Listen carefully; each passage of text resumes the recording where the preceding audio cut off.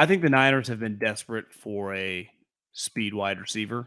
Now, asking around about him, I guess Trent Sherfield's now on the Dolphins. It was a 1-year deal, so they lost him. But I think the knock on this guy's hands, and obviously to play, wide receiver in the NFL, you have to be able to catch the ball.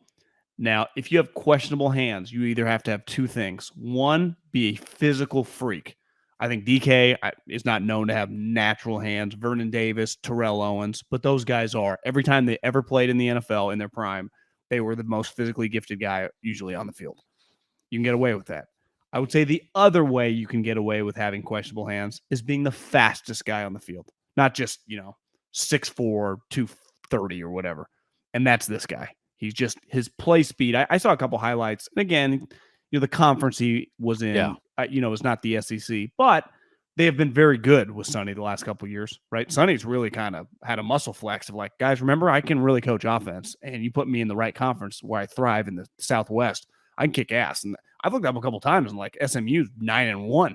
I think they've been like competing to win the conference last couple years, they went. Did they end up? I was watching his TCU game. I don't know what the final score of that game was, but they were toe to toe with TCU. He had a big game and a touchdown. This guy can fly with the ball in his hands. So now TCU wasn't quite the Gary Patterson defense TCU of old last year, but still. So I don't mind the pick at all. You just get some speed. You just need more playmakers. You can never have enough just playmakers. Yeah. And they won the game.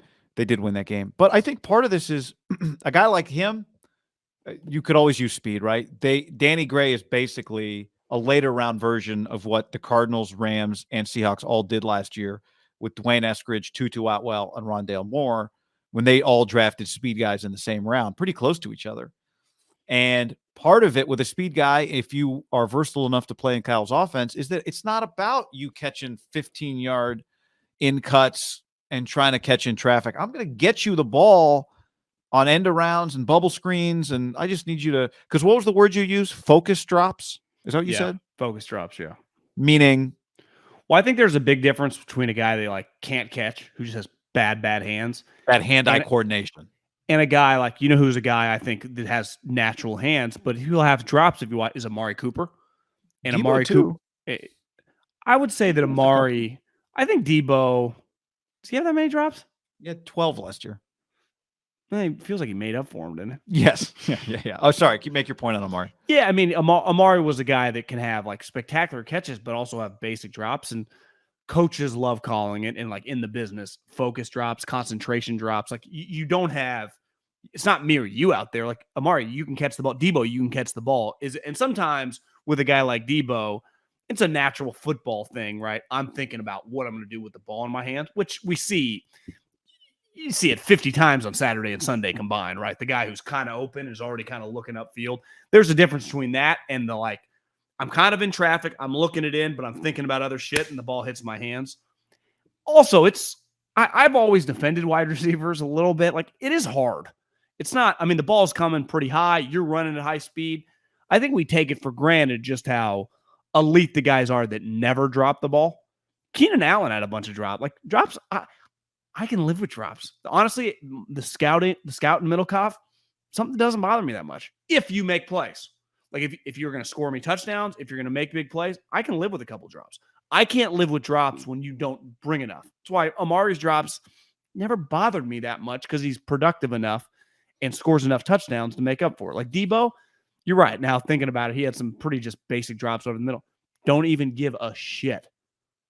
It's why Vernon Davis forever, you're just like, whatever. He doesn't have great hands. Terrell Owens and DK are the best versions of like, yeah, their hands aren't great. Who cares? Yeah. But I would say for him specifically, when you're not like a top 10 pick or whatever, it's going to be something he has to focus on, because for him to get playing time, like, he can't be dropping. But like, we're at training camp and he's 2 drops with the 2s, like, that'll piss Kyle off, right? Especially when you're not getting, 40 snaps, 35 snaps a game. Might be 11 snaps, and you're out there for a specific reason. But I also think, this is where Trey Lance now comes into play. Throwing the ball down the field was not really a part of the 49ers offense, going over the top, with down the field throws because it's not a big part of Jimmy Garoppolo's game. He's not a very accurate deep ball thrower. To me, the Jimmy deep ball thing wasn't just about his arm.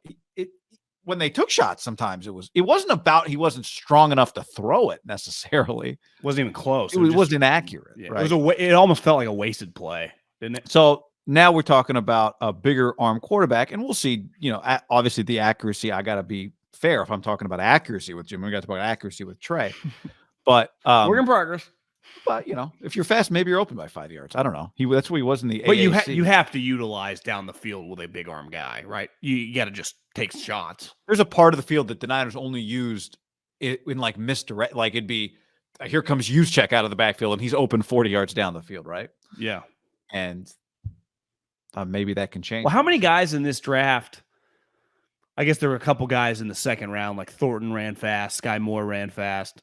But in the first round, like Garrett Wilson's not a deep threat. I wouldn't say Drake London's definitely not a deep threat. Traylon Burks, I don't think they're going to be running go routes with him and Tannehill. They're going to try to get him the ball, I would say, within 10 yards and let him work. Olave, I mean, they drafted him for Jameis to throw bombs. And you would say the one thing Jameis has, he can turn the ball, he can throw it a long way down the field. Yeah. Like they're going to want to take shots with Chris Olave.